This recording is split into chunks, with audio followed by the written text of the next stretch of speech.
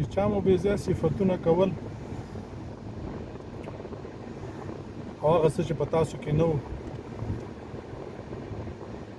او په تاسو پورې تړل، یعنی صفتونه بې ځایه، صفتونه بې ځایه، جان جان، ځان ځان، پوه شه چې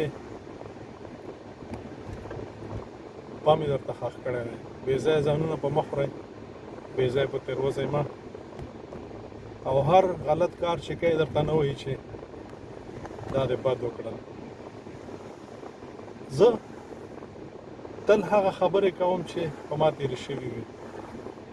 په ما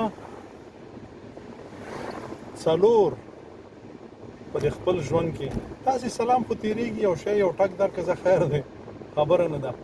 چې تر اخره پورې شلی 25 کاله هم تېر کړه او په اخره کې درز درکړه، او هغه کمزوریانې چې په تا کې وي بیا به د په هغې باندې ځورئ. نو هیڅ وخت د داسې کسانو سره ناسته مه کوئ، ان تر دې چې کور ته یې مه راپرېږئ. ځان په مه خورئ، بیا وروسته کې به ډېر زیات پښیمانه یاستئ، خو وخت به تېر